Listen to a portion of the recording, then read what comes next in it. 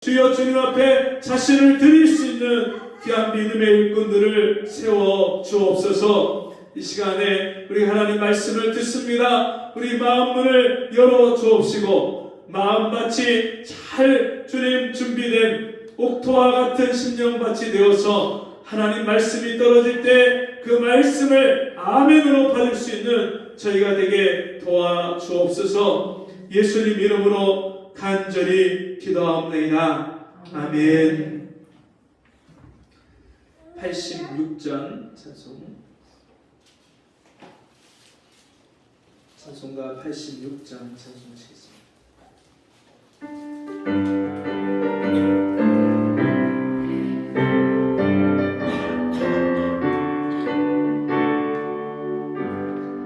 내가 참 의지하는 예수 나의 상처 입은 심령을 불쌍하게 여기사 위로하여 주시니 미쁘신 나의 저른 친구 내가 의지하는 예수 나의 사모하는 친구 나의 기도 들으사 응답하여 주시니 미쁘신 나의 좋은 친구 주의 손 의지하고 갈 때 나를 해할 자가 없도다. 예수께서 내 맘을 크게 위로하시니 미쁘신 나의 좋은 친구 내가 의지하는 예수 나의 사모하는 친구 나의 기도 들으사 응답하여 주시니 미쁘신 나의 좋은 친구 죽음의 요단강 물결이 나를 위협하며 흘러도 주가 인도하시니 어찌 두려워하랴 미쁘신 나의 좋은 친구 내가 의지하는 예수 나의 사모하는 친구 나의 기도 들으사 응답하여 주시니 미쁘신 나의 좋은 친구 이후에 천국 올라가서 모든 성도들과 다 함께 우리들을 구하신 주를 찬양하리라 미쁘신 나의 좋은 친구 내가 의지하는 예수 나의 사모하는 친구 나의 기도 들으사 응답하여 주시니 미쁘신 나의 좋은 친구. 아멘. 성경 말씀 이사야 43장입니다.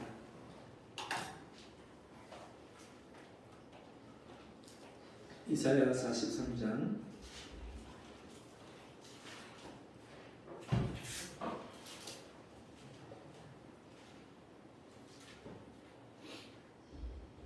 14절에서 21절까지 한 절씩 읽겠습니다.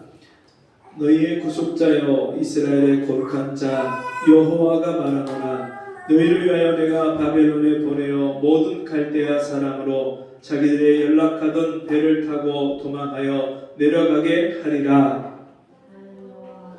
너희 거룩한 자여 이스라엘의 압도자여 너희 너희 왕이니라. 바다 가운데 길을 큰 물 가운데 첩경을 메고 영광과 나라와 군대의 용사를 이끌어내어서 그들로 일시여 올려가지 못하고 소멸하기를 꺼져 많은 궁굴을 가게 하는 나 여호와가 말한다. 너희는 이전 일을 기억하지 말며 옛적 일을 생각하지 말라. 보라 내가 너희를 회개하니 이제 나타낼 것이라. 너희가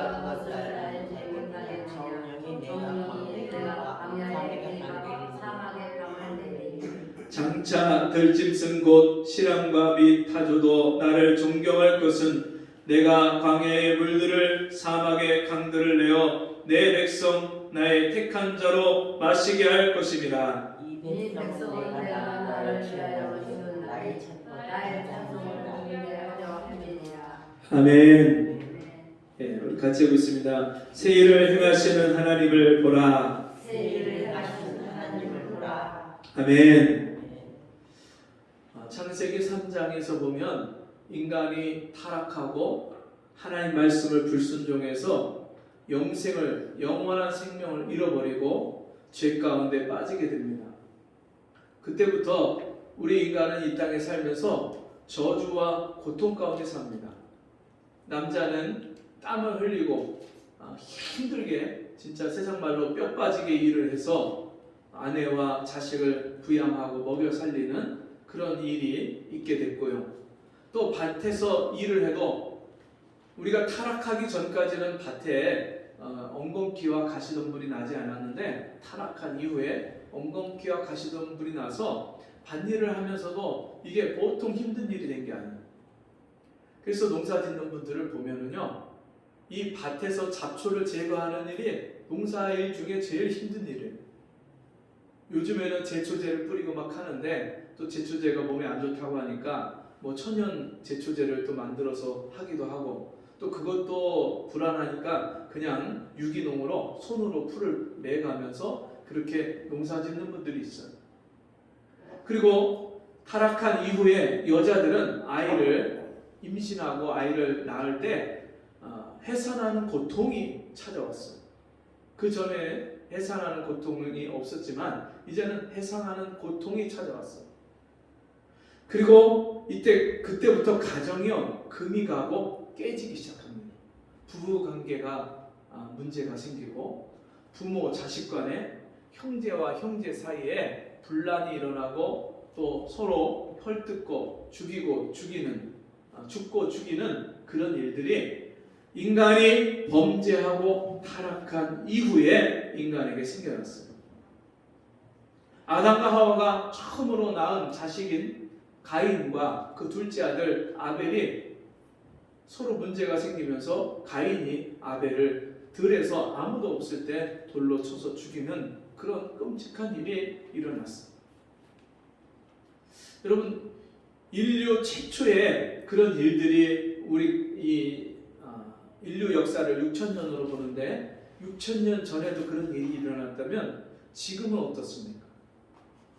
지금도 끊임없이 인생의 문제와 문제가 계속 일어나요. 서로 다투고 싸우고 욕심내고. 여러분, 죄가 어디서부터 시작됐나 가만 보니까요, 창세기 2장에 아담과 하와가 죄를 짓는 장면, 창세기 3장이죠. 창세기 3장에 죄를 짓는 장면을 보면 뱀이 이 사탄이 하와를 유혹하는데 저 선악과를 따먹어도 죽지 않는다. 그리고 그것을 먹으면 눈이 밝아져서 하나님처럼 돼서 하나님처럼 될 거다. 그리고 죽지 않는다. 그 말을 듣고 하와가 선악과를 바라보는데 어떤 마음이 들어요? 보암직도 하고 먹음직도 하고 지혜롭게 할 만큼 탐스럽기도 한지라. 인간에게 탐심이 들어오면서부터요 죄가 들어왔어. 죄가. 근데 죄는 어디서부터 시작이 되냐면 탐심에서부터 시작되는 거예요. 남의 것을 더 뺏고 남을 속이고 내가 더 많이 가지려고 하는 거.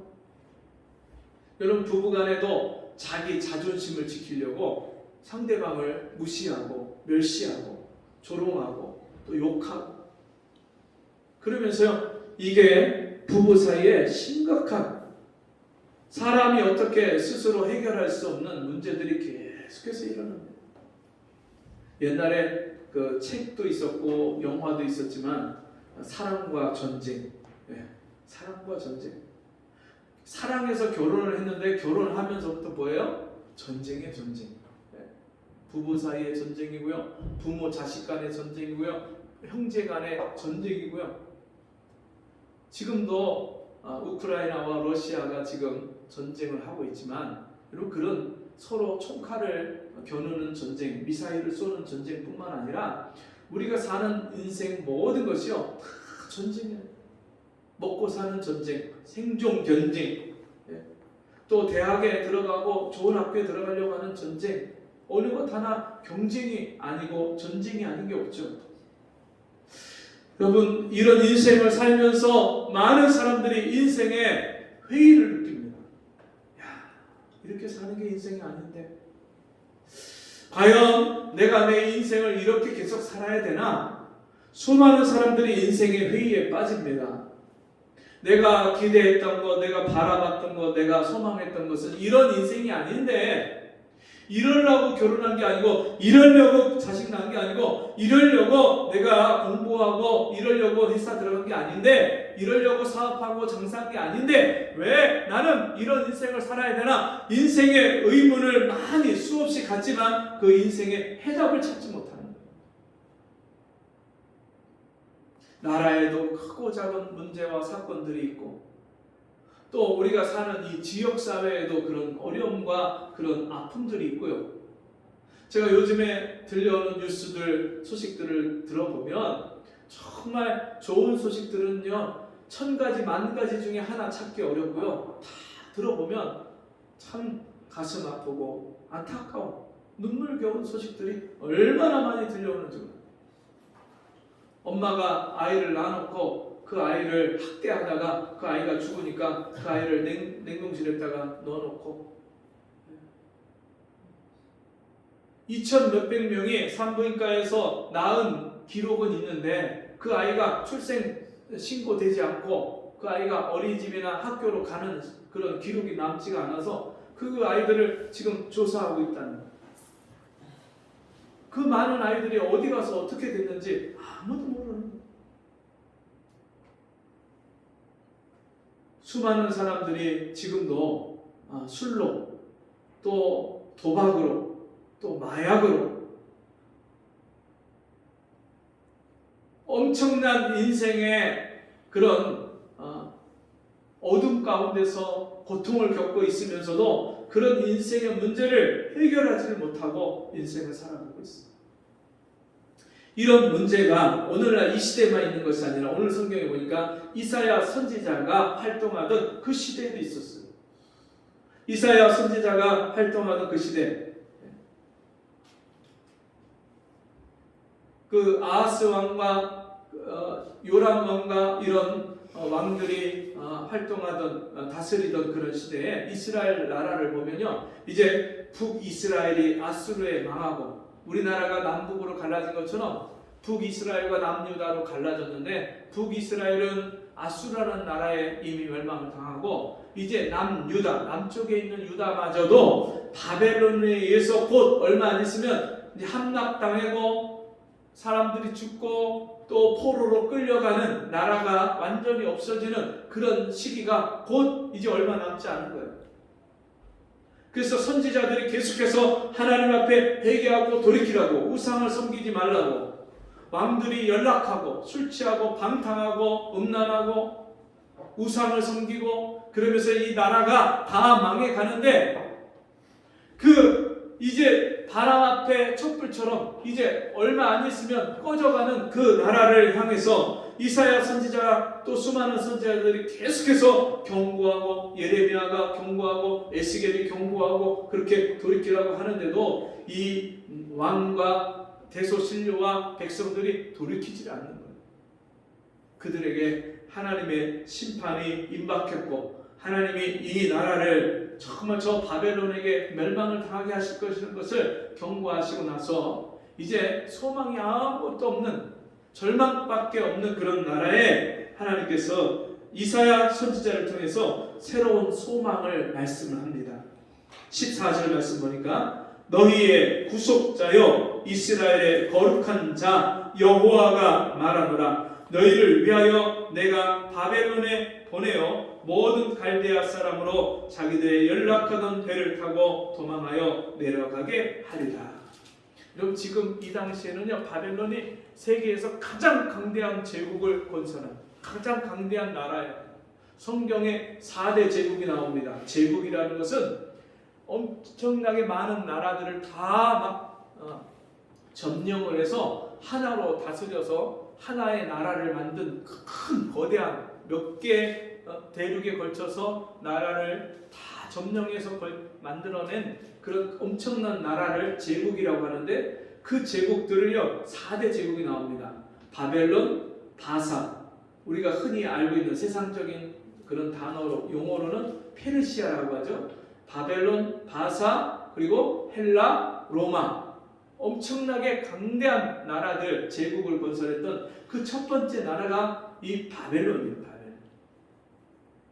이 바벨론이 이제는 멸망을 당할 것을 하나님이 말씀하시는데, 그 말씀하시는 하나님이 어떤 하나님이냐? 너희의 구속자요 이스라엘의 거룩한 자 여호와다, 그렇게 말씀합니다. 너희의 구속자.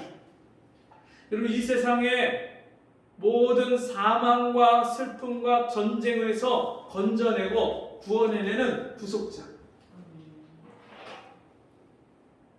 이 세상의 어느 누가 이 나라의 문제를 해결할 수 있겠어요? 여러분, 우리 인생의 문제, 모든 사람이 겪는 문제, 죄와 사망의 문제, 죄로 인해서 겪는 저주의 문제, 이거를 이 세상에 누가 해결할 수 있겠어요? 대통령도 할 수가 없고요, 박사도 할 수가 없고요. 우리가 시대마다 뛰어난 영웅을 기대를 하지만 영웅이 와도요 이 시대의 모든 문제를 해결할 수가 없어요. 근본적인 문제의 원인이 해결돼야 되는데, 그 문제의 원인인 죄의 문제, 사망의 문제를 누가 해결할 수 있겠어요? 근데 하나님만이 온 천지 만물을 만드신 그 하나님이, 이 세상 만물의 모든 것을 다스리는 하나님이 우리 인생의 죄와 사망의 문제를 해결하시는 그 하나님이 말씀하십니다. 15절 보니까 나는 여호와 너희의 거룩한 자요 이스라엘의 창조자요 너희 왕이니라.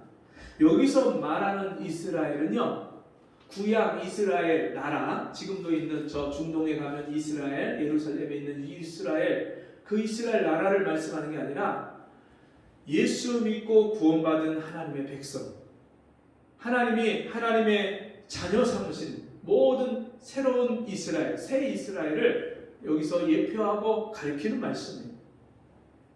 그 이스라엘을 새로 창조하시고 지으시는 하나님. 이 세상은요 여러분, 다시 누군가가 다시 이 세상을 새롭게 할 수 있는 사람이 없어요.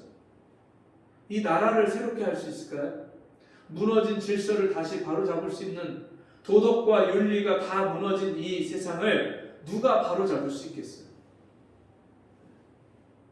지금 가정의 질서가 무너졌고요, 학교에서 이 교권이 무너졌고요, 또 사회 질서도 다 무너졌어요. 마태복음이나 또는 요한계시록이나 다니엘서나 이런 데 보면 마지막 때에 일어날 일들을 예언한 말씀들이 많이 나오는데, 그 말씀들을 보면 하늘에서 별이 권능이 흔들리고 별들이 떨어질 것이다 말씀했는데, 정말로 이 나라를 다스리는 권세자들, 이 권세가 다 땅에 떨어졌어요. 옛날에는 권위, 왕이나 아니면 장관이나 이런 권세가 있고 권위가 있는 사람들의 말을 두려워할 줄 알았는데, 이제는 그런 것을 두려워하지 않는 시대가 됐어요.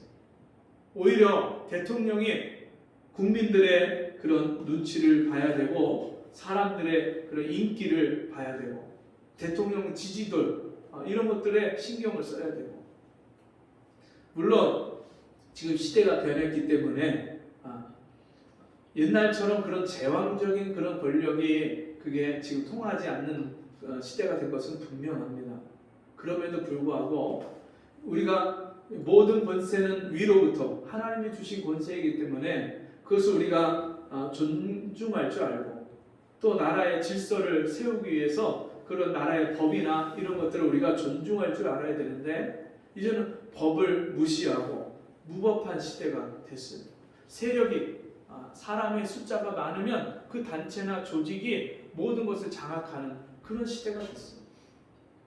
정의나 기준이나 이런 것들이 점점점 희박해져가는 그런 시대가 되어가고 있습니다. 여러분, 하나님께서 이렇게 말씀합니다. 너희 왕이니라.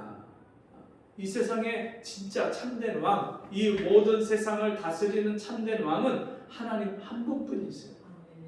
그래서 이 세상을 공의로 치리하고 다스리는 그 하나님 한 분뿐이죠. 세상 왕, 세상 권력자, 대통령, 총리 이런 사람들은요 다 흠이 많은 우리와 똑같은 그런 죄인일 뿐이에요.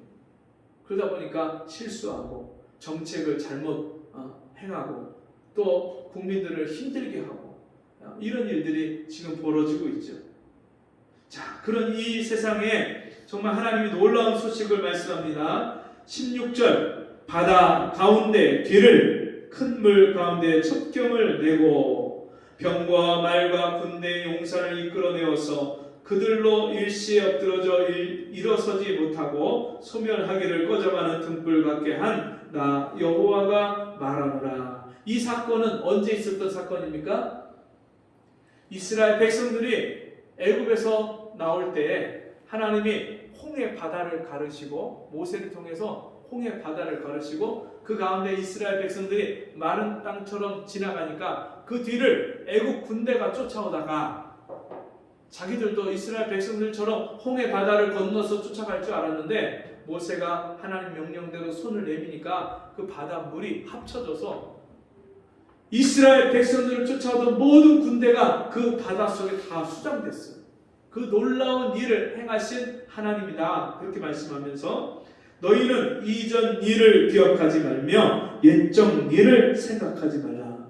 이스라엘 백성들의 과거에 그 하나님이 함께 하셨던 놀라운 기적과 역사가 있었어요.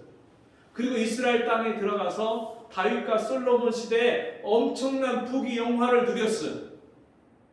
하나님이 다윗 왕을 세우시고 솔로몬 왕을 통해서 그 모든 주변 나라들을 다 통일시키고 이기게 하셔서 이 다윗과 솔로몬 시대에 다윗 시대 40년, 솔로몬 시대 40년, 80년 동안요 태평성대를 이뤘어요.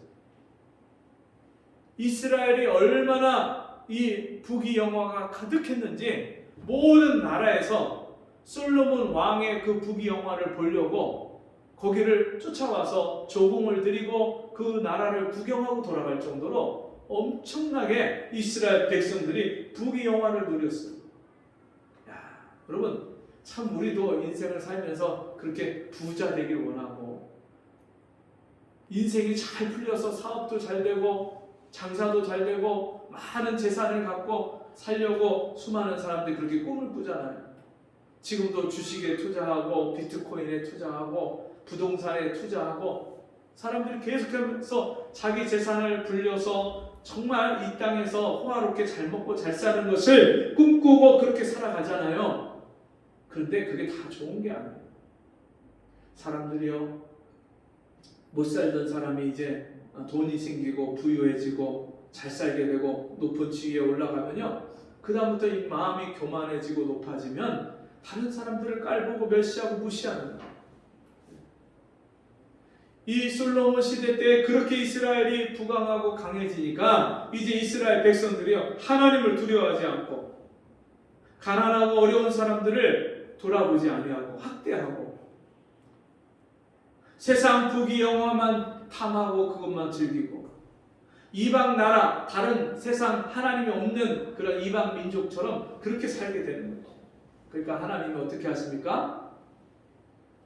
이방 나라 애국, 아수르, 바벨론 그 주변에 또 모압과 암몬과 또 블레셋과 그 에돔 족속들이요 계속해서 끊임없이 이스라엘을 쳐들어오는 거예요.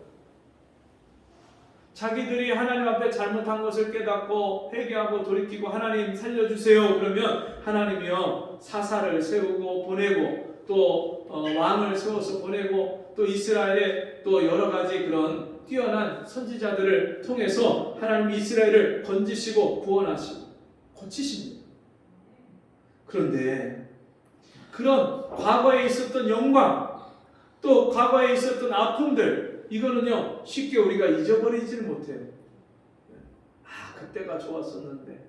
대부분 우리가 같이 이야기를 해보면 그 젊었을 때 한창 잘 나갈 때, 또 옛날에 장사가 잘 됐을 때, 또 옛날에 또 좋은 일이 많이 생겼을 때 그것을 회상을 하면서 그때가 좋았는데, 많은 분들이 그렇게 그때가 좋았는데 이렇게 말을 합니다. 그런가 하면 과거에 겪었던 아픔과 상처를요, 이걸 내가 떨쳐내려고 해도 자꾸만 옛날에 아픔과 상처가 떠올라서 그것에 진짜 그 아픔에 그 상처에 자꾸 눌려서 앞으로 나가지 못하고 새로운 인생을 살아가지 못하고 자꾸만 뒷걸음질 치고 과거에 머물러 있고 그 아픔과 상처에 우울감에 눌려 있는 사람들도 얼마나 많은지 몰라요. 이스라엘 백성들도 분명히 이 시대에 그런 일들을 겪고 과거를 회상하면서 옛날에 우리나라가 그때 다윗과 솔로몬이 다스리던 그 시대가 좋았는데 하고 과거의 일, 옛날 일, 옛적 일을 그렇게 그리워하고 그렇게 했단 말이에요. 뿐만 아니라 자기들이 수많은 나라에 의해서 침략을 당하고, 오늘이 무슨 날이죠? 6월 25일. 무슨 날이에요? 6.25. 진짜 우리나라가 절대 잊어서는 안 되는, 우리 백성들이 이 과거의 아픔과 상처 중에서 잊어서는 안 되는 거예요. 물론 그 상처에 너무나도 지금까지도 아픔이 있는 사람들, 이산가족들, 또 몸을 다쳐갖고 상위 용사들, 이런 분들 여러 가지 아픔들이 있지만, 그런 마음의 상처는 치료받아야 되지만, 그걸 잊어버려야 되지만, 우리가 과거에 이 나라가 준비를 하지 못하고 내분이 일어나고 서로 안일하고 나태하고, 그리고 우리가 강한 힘을 갖지 못해서 북한이 소련의 그 원조를 받아갖고 그렇게 침략해왔던 6월 25일 전쟁은 잊으면 안 돼요. 6월 25일 새벽 몇 시예요? 4시. 사람들이 제일 고나게 잠에 빠져있을 때, 그때 그냥 탱크를, 우리나라는 그때 당시에 탱크가 한 대도 없을 때 소련에서 지원받은 그 탱크를 몰고요, 탱크 수백 대를 가지고 그냥 밀고 내려오는데 그걸 어떻게 막아요? 우리가 전쟁 영화나 또 여러 가지 기사나 책을 통해서 배워서 들어서 알고 있는 것들은, 그렇게 막 진짜 파죽지세로 탱크가 밀고 내려올 때 우리 군인들 중에서 정말 그걸 막아야 되니까 맨몸으로 폭탄을 안고 그 탱크에 뛰어들어갔고 탱크가 오는 것을 저지하고, 진짜 그렇게 엄청난 희생을 통해서 이 나라가 지켜진 거예요.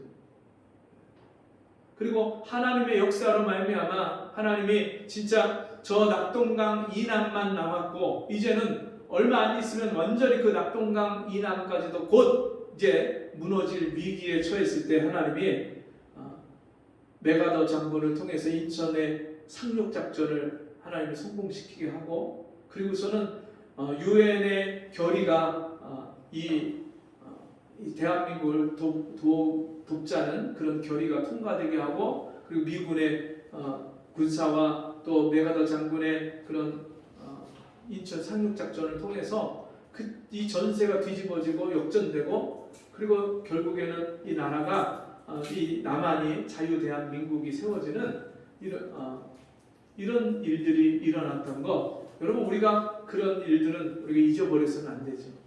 또 우리에게 도움을 줬던 수많은 나라의 그런 고마움들, 또 그때 엄청난 희생을 하면서도 그 나라를 지켰던 분들, 그때 당시에 저는 최근까지도 몰랐었는데 최근에 들은 것이, 우리나라의 그때 당시에 그 감옥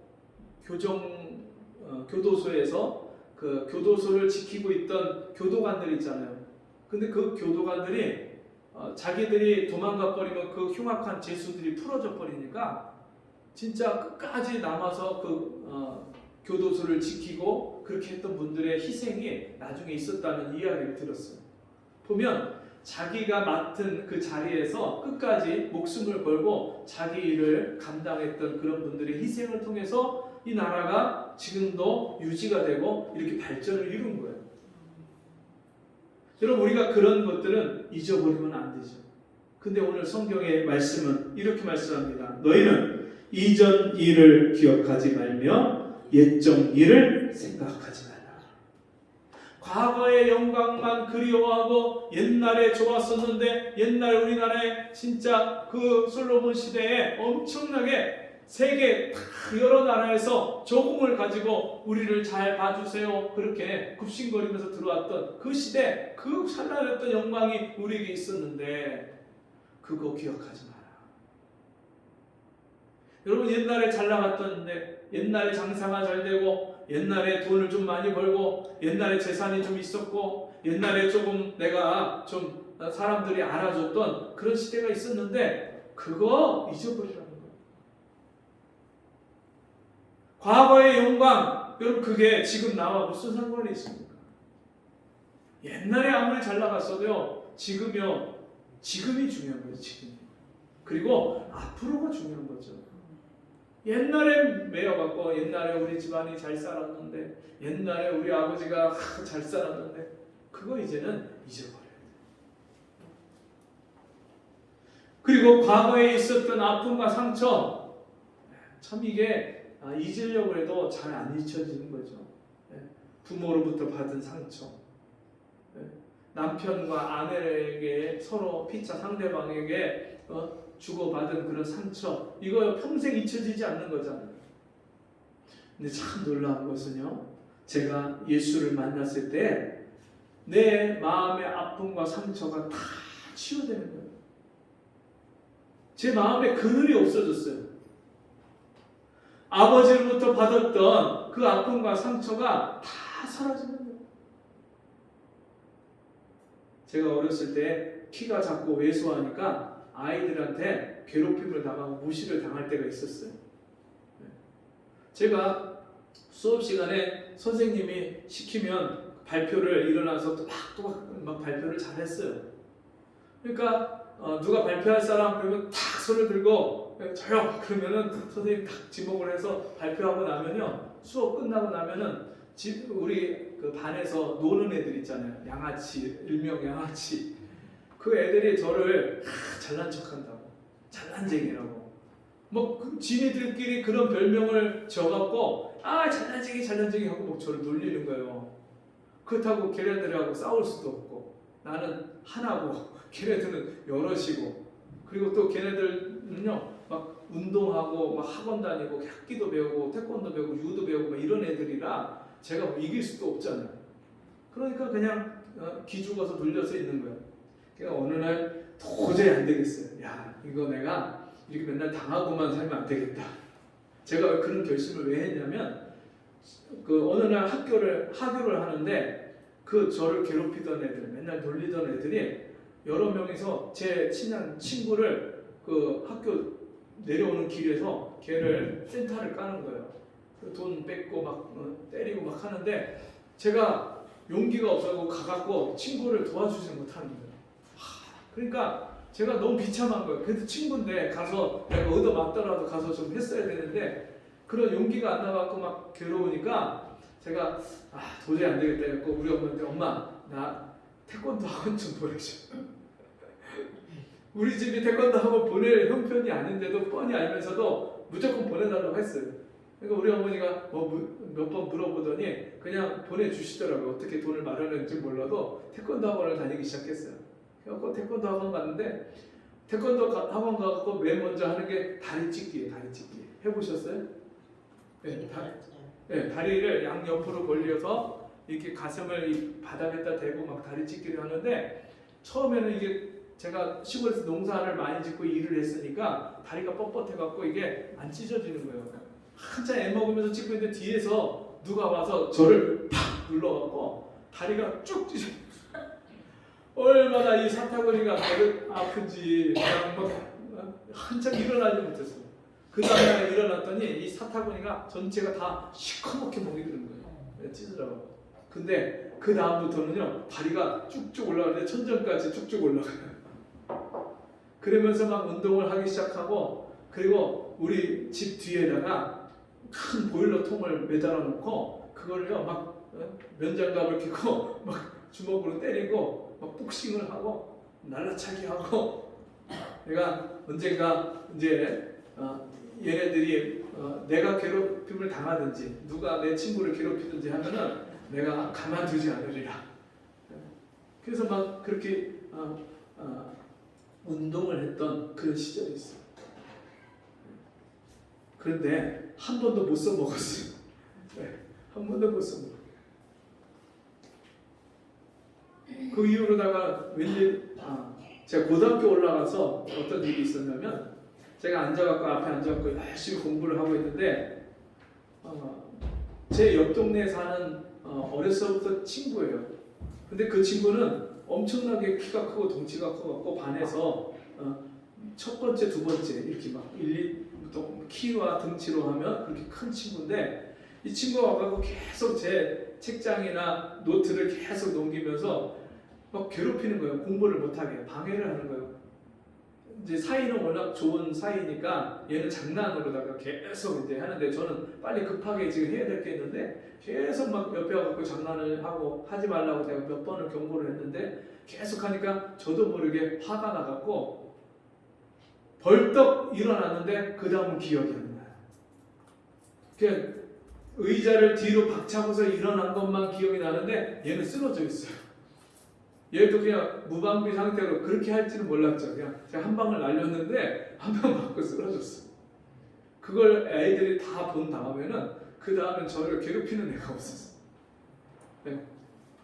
근데 진짜 걔하고 싸우려고 그런 건 아니고, 정말 제가 학교에 질이 안 좋고 맨날 그렇게 말썽 피우고 사고 치는 그 아이들, 걔네들하고 붙으면 내가 써먹어야지 했는데 그 아이들하고는 한 번도 못 써먹었죠. 근데 중요한 것은, 여러분, 과거에 내가 어떤 괴로움과 아픔과 어려움을 당했든지, 또 내가 어떤 슬픈 일을 당하고 마음에 상처가 있는지, 여러분, 이거는 우리 사람 스스로의 노력으로는 우리가 해결할 수가 없고 잊을 수가 없는 거예요. 그런데 하나님이요, 그런 과거의 영광이나 잘 나갔던 것 다 잊어버리고, 옛날의 아픔과 상처, 또 고통, 또 다른 나라가 쳐들어와서 침략하고 빼앗고 괴롭히고 죽이고 했던 것들, 그 상처, 아픔, 옛적 일을 생각하지 말라. 왜 그렇게 말씀하시냐? 그 뒤에 이유가 나옵니다. 19절, 보라 내가 새 일을 행하리니. 같이 해봅시다. 보라 내가 새 일을 행하리니. 네. 하나님께서 새 일을 행하신다, 이 말씀이에요. 옛날에 있었던 과거의 영광과 그거 비교할 수 없는 그런 하나님이 영광을 베푸시는 새로운 일이 있다는 거예요. 옛날의 아픔과 슬픔과 고통과 괴로움을 다 잊게 할 만큼 우리에게 너무너무 좋은 일을 하나님이 새 일을 행하게 해주신다는 거예요. 우리에게 이루어 주신다는 거예요. 그 새 일이 뭐냐? 그 뒤에 이런 말씀이 나옵니다. 이제 나타낼 것이라 너희가 그것을 알지 못하겠느냐? 정령이 내가 광야의 길과 사막에 강을 내리니. 광야에 뭐를 내셔요? 길을 내셔요. 광야는 원래 길이 없는 곳인데 그 광야에 길을 내시겠다 말씀하시고, 사막에 강이 없는 그 사막, 메마른 땅, 물이 없는 간주한 땅에 하나님께서 강을 내시겠다. 여러분, 이 말씀은요, 우리 마음이 광야 같고 사막 같잖아요. 우리 마음에 상처를 받으면, 아픔이 있고 괴로움이 있으면요, 이 마음이요 너무너무 괴롭고요, 마음이 너무 괴롭고 슬프면은요 입이 까끌까끌하고 입맛이 안 나고요, 뭐 먹을 것도 생각도 안 나고 먹을 생각도 안 나고요, 먹어도 맛을 모르고요. 왜 그러냐? 이 마음이 쩍쩍 갈라지고 마음이 이게 광야 같고 사막 같이 돼서 마음이요 다 삭막해졌어요. 사람이 상처를 받으면요 이 마음이요 다 갈라지고요, 금이 가고 마음이 거칠어져요. 그래서 이건 지금 마음 상태를 말하는 거예요. 인간의 마음 상태. 이런 사막 같고 이런 광야 같은 마음에 하나님께서 대로를 시온의 대로를 열어주시고, 아멘. 시온의 대로를 우리 마음에 열어주시고요. 우리가 진짜 어떤 일이 일어나면 우리 마음이 시원한 그런 일들이 일어나잖아요. 근데 어떤 좋은 소식이 들을 때 마음이 뻥 뚫리고 시원한 일들이 일어나는데, 여러분 이 세상에서 가장 좋은 소식이 뭐예요? 기쁜 소식, 좋은 소식, 복음, 굿뉴스, 하나님의 말씀이 뭐예요? 예수님께서 십자가에서 우리 죄와 사망의 문제, 저주의 문제를 다 해결하시고 우리를 죄와 사망에서 구원하신 이 복음이 가장 좋은 소식인 줄 믿습니다. 그렇기 때문에 장차 들짐승 곧 신랑, 이것은 타조, 이방 짐승, 이방 사람, 하나님을 모르는 이방 백성들을 다 말합니다. 내가 광야의 물들을, 그런 타존도 나를 존경할 것은 내가 광야의 물들을, 사막의 강들을 내어 내 백성 나의 택한 자로 마시게 할 것입니다. 여러분 우리 인생에 목마름이 다 있잖아요. 행복하게 살고 싶고 좋은 그런 진짜 아름다운 그런 가정을 꾸리고 행복한 인생을 살고 싶고, 사람들마다 다 유토피아, 자기가 원하는 자기 마음의 이상향이 다 있는데, 인생의 그 목마름을 세상에서 채우지 못할 때 하나님께서 그 목마름을 우리에게 채워주시는 거예요. 그래서 예수 믿고 예수님을 만나면 인생의 목마름이 해결이 돼요. 예수님이 명절 끝날 곧 큰 날에 서서 외쳐 가라사대 누구든지 목마르거든 내게로 와서 마시라. 그리하면 그 배에서 생수의 강이 흘러나리라. 예수 믿고 구원받은 사람, 그 안에 성령이 오시면요, 성령이 내 안에서 생수의 강물이 돼서 흘러넘치는 거예요. 인생의 슬픔과 아픔과 괴로움 때문에 잠을 못 자고, 밤잠을 못 자고, 불면증에 시달리고, 아침에 눈을 뜨면 한숨만 나오고 밤에도 편히 쉽게 잠을 못 드는 그런 사람에게 여러분 생수의 강이 흘러나오면요, 이 마음에 기쁨과 감사와 평안이 흘러넘치는 거예요. 제가 예수 믿고 성령을 받으니까 내 마음에서 이유도 알 수 없고 원인을 알 수 없는 기쁨과 감사와 평안이 흘러넘치는데, 이것을요 내가 그냥 가만히 나 혼자 갖고 있을 수가 없는 거예요.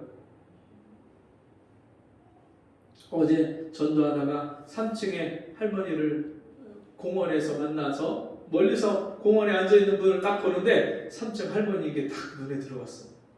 그래서 마지막으로 저분한테 전도하고 가야 되겠다. 그래서 그 3층에 그 며느리하고 아들은 제가 교회를 다니는 것을 알기 때문에 그 할머니도 교회를 다니시는 줄 알았는데 몇 번 오며 가며 지나가면서 물어보면 이분이 교회를 안 다니시는 거예요. 그 주일날 꼭 침 맞으시러 갔다가 돌아오시는 모습을 보고 인사를 하고 어디 갔다 오시냐면 침 맞으러 갔다 온다고 하고, 그래서 저분이 예수를 안 믿으시는구나, 그렇게 마음에 품고 기도를 하다가 어제 만나서 그 할머니한테 복음을 전했어요. 그러면서 할머니 예수님 믿으세요 하고 물어봤더니 우리 친정 쪽은 다 예수를 믿고 다 기독교 집안이라는 거예요. 그리고 자기 밑에 남동생도 그 장로님으로 원주에서 장로님으로 있고, 그러면서 쭉 얘기를 하셨는데, 근데 자기 가장 가까운 사람들 중에 자기가 예수 믿는 사람들을 보니까 하나같이 그렇게 자기밖에 모르고 그렇게 인색하고 남에게 베풀 줄 모르고 얼마나 욕심부리고, 하여튼 돈 내고 돈 들어가는 거는요 절대 하나도 하려고 하진 않는데요. 그런 모습들을 보면서 저건 아니다. 그래서 어느 날은 며느리한테도 너네 믿으려면 잘 믿어라, 제대로 믿어라, 그리고 나한테는 권하지 말아라. 그리고 안 믿으시는 거예요. 안 믿으시는 거예요. 근데 그 주변에 그러면 제대로 예수 믿는 사람이 없냐고 물어봤더니 원주에 사는 자기 남동생은 진짜 제대로 믿는데요. 제가 자기가 그 남동생 외에는 그렇게 예수 믿는 사람을 보지 못했대요. 진짜 제대로 믿고, 그리고 가끔씩 전화를 하면, 전화를 해도 전화 통화 그 대화 중에 안부를 묻고 이제 남동생하고 동생 그 아내 뭐라고 하죠? 올케라고 하나요? 시누이라고 하나요? 뭐라고 해요? 올케인가요? 그 올케가 자기에게 안부를 묻고 하는데도 식구들 하나하나 다 안부 묻고 하는데 그게 진심에서 우러나와서 묻는 그냥 거칠로 형식적으로 묻는 게 아니라 마음에서 진짜 우리 가정을 아끼고 사랑하고 위해서 묻는 그 진심이 느껴진다는 거예요. 그리고 얼마나 잘 섬기고 베풀고 얼마나 그렇게 좋은지 몰라요. 근데 다른 사람은 다 안 그렇다는 거예요. 그래서 자기가 여태까지 교회를 못 나가고 예수를 못 믿는다는 그 말씀을 하셔요.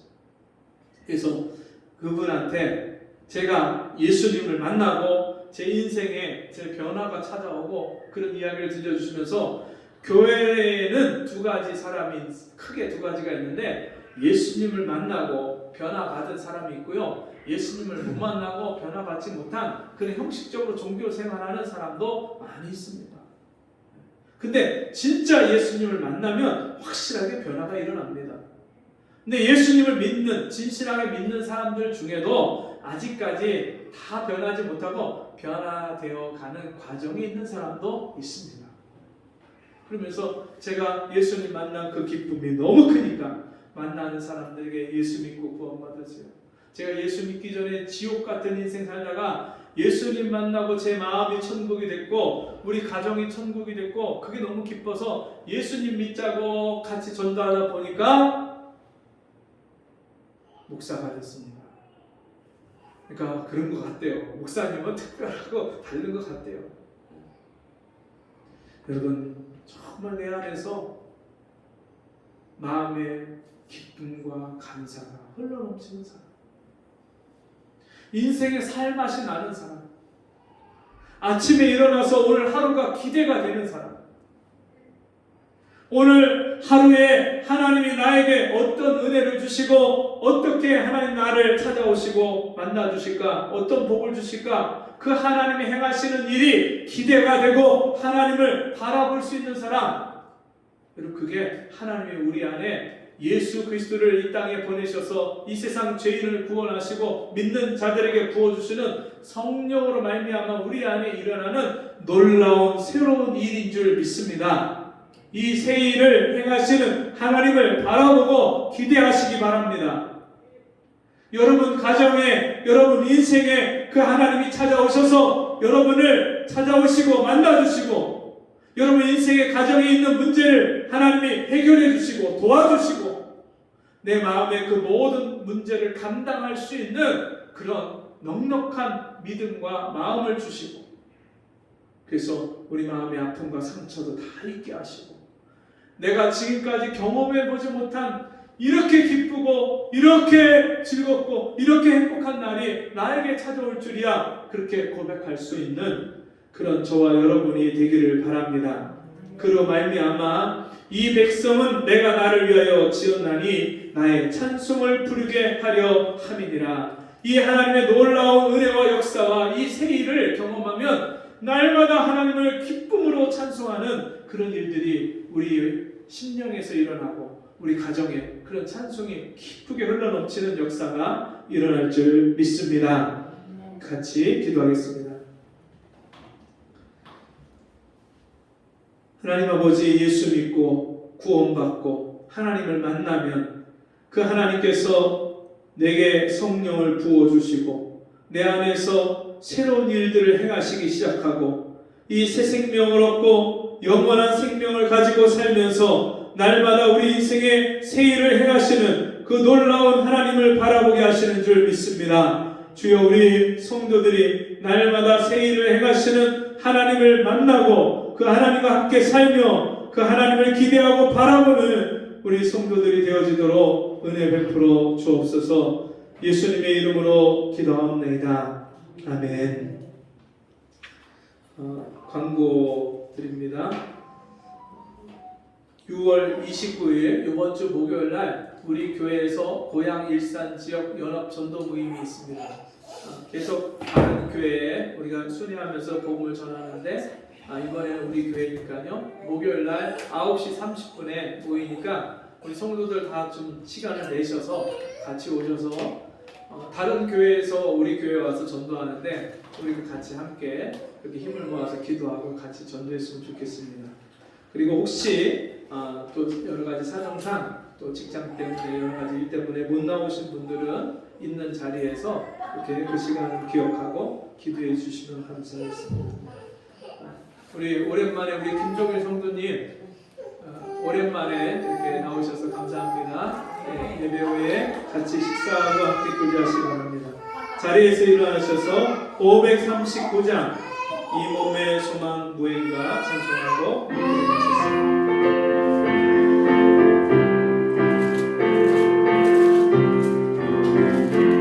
이 몸의 소망 무행가 우리 주 예수뿐일세 우리 주 예수 밖에는 믿으리야 주 없도다 굳건한 만소 있으니 그 위에 내가 서리라 그 위에 내가 서리라 무섭게 보라 푸른 물결이 높이 설릴 때 우리 주 크신 은혜의 소망에 닿을 줄이라 굳건한 만소 있으니 그 위에 내가 서리라 그 위에 내가 서리라 세상에 믿던 모든 것 끊어질 그날 되어도 그 주의 언약 미사와 내 소망 더욱 크리라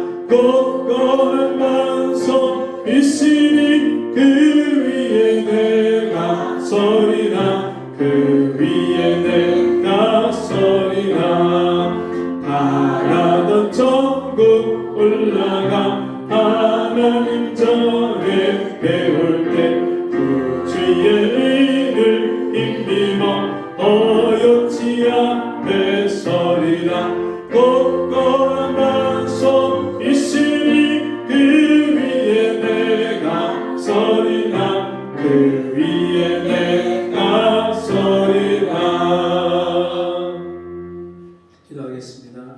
사랑하시는 주님, 우리에게 세일을 행하셔서 예수 믿고 구원받아 성령을 선물로 받게 하시고 우리 안에서 이 생수의 강이 흘러나게 하신 하나님 감사합니다. 우리 삶 속에 날마다 세일을 행하시는 그 놀라운 하나님을 바라보게 하셨사오니 주여 우리가 기쁨과 감사함으로 주 앞에 귀한 예물을 드립니다. 주여 주님 우리의 마음의 중심을 받아주시고 우리 삶 속에서 날마다 주의 은혜와 복을 받아서 다른 사람을 복되게 하는 우리 성도들이 되어지게 은혜 내려 주옵소서.